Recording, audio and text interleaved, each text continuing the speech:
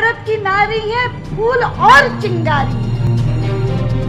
बेरोजगारी समाज के अंदर बढ़ जाना, इस सब का सबसे अधिक प्रभाव पड़ता है तो महिलाओं के ऊपर। देश का नेता कैसा हो? नरेंद्र मोदी जैसा हो।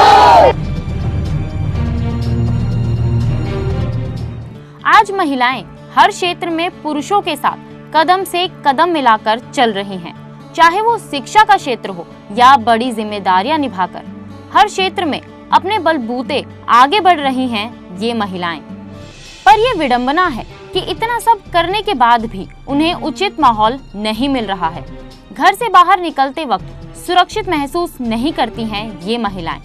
हर वक्त प्रताड़ित होने का डर उनके मन में बैठा रहता है, चाहे वो ऑफिस हो या सार्वजनिक स्थल। ये कैसा कानून, कैसा प्रशासन जो आज तक महिलाओं के लिए सुरक्षित माहौल भी नहीं बना पाया। आजादी से लेकर आज तक सबसे ज्यादा समय तक सत्ता पर काबिज कांग्रेस की अगुवाई खुद एक महिला कर रही हैं। फिर भी ना जाने क्यों नारी की पीड़ा समझ नहीं पा रही, ना संवेदना।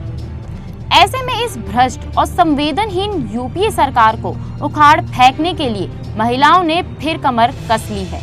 अब तक वो गूंगी बहरी कांग्रेस के आगे चिल्लाती थी, अत्याचार से बचाओ, इस महंगाई के दंश से बचाओ, पर उसकी सुनने वाला कोई नहीं था।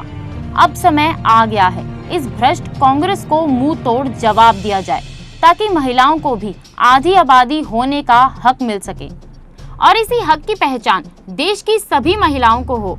इसीलिए भारतीय जनता पार्टी महिला मोर्चा की राष्ट्रीय अध्यक्षा सरोज पांडे जी की अगुवाई में तालकटोरा स्टेडियम में कार्यकारिणी बैठक आयोजित की गई।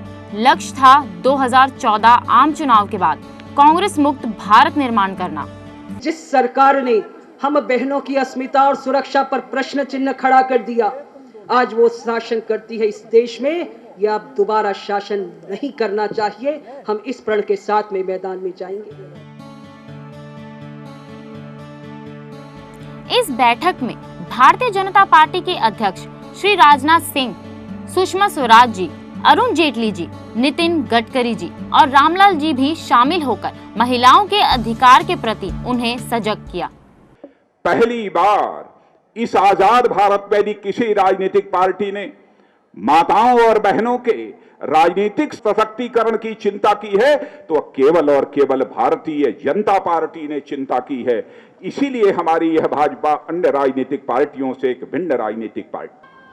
चारों तरफ बहनें ही बहनें दिखाई दे रही हैं, अपने पारंपरिक परिधान में दिखाई दे रही हैं, लेकिन शौर्य का प्रदर्शन करते हुए सिर पर वही पगड़ी पहने हुए हैं जो रानी झांसी ने पहनी थी।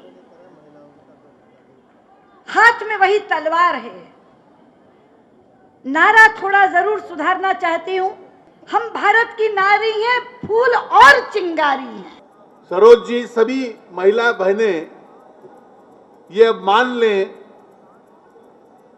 कि यूपीए की सरकार का जो अत्याचार और जुल्म हुआ है, जो शासन न चला पाना सरकार का काम रहा है, उसका सबसे अधिक बोझ महिलाओं के ऊपर पड़ा है। वैसे तो महिलाओं की संख्या समाज में 50% होती है, लेकिन महिलाओं का दायित्व यूपीए को उखाड़ के फेंकने में 2014 में 50% से ज्यादा रहने वाला है। और मैं केवल इसलिए नहीं कह रहा हूं कि महिलाओं के ऊपर अत्याचार पिछले कुछ वर्षों में बहुत बढ़ा है।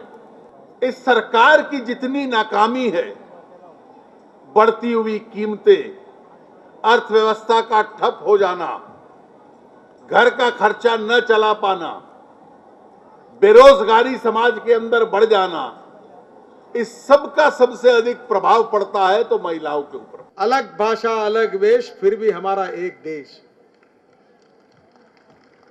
हमारी भाषा अलग है, हमारी संस्कृति अलग है, पर हम एक देश के नागरिक हैं। यही भारतीय जनता पार्टी के विचारों का सबसे मजबूत आत्मा है। तालकटोरा स्टेडियम में अलग अलग राज्यों से आई इन महिलाओं ने जिस उत्साह का परिचय दिया, उसे देखकर तो ऐसा ही लगता है कि महिलाएं भी अपने अधिकार के लिए अब सजग हो गई हैं और अपने हक को लिए बिना चुप बैठने वाली नहीं है। कि वर्तमान समय में अगर महिलाएं जागृत हो गईं और हमेशा महिलाओं ने त्याग किया है इस देश को बचाने के लिए, चाहे महारानी लक्ष्मीबाई हो, चाहे बेगम हजरत महल हो या ऋषि मुनियों की परंपरा में महिलाओं ने जितना किया है देश के लिए, अगर महिलाएं चाहें तो आज भी इस देश को विश्व गुरु के रूप में स्थापित कर सकती हैं और कोई भी बाल बांका नहीं कर सकता अगर महिलाएं जागरूक हो जाएं। हम दिखाना चाहते हैं कि हम महिलाओं में कितनी ताकत है। हम अपना संगठन दिखाने आए हैं कि हम सब एक है। अगर नारी शक्ति एक बार जागरूक हो जाती है तो वो बड़े बड़ों को हिला के रख देती है, तो फिर ये क्या सरकार है। हम भारत की नारी हैं, फूल और चिंगारी। बेरोजगारी समाज के अंदर बढ़ जाना, इस सब का सबसे अधिक प्रभाव पड़ता है तो महिलाओं के ऊपर। देश का नेता कैसा हो, नरेंद्र मोदी जैसा हो।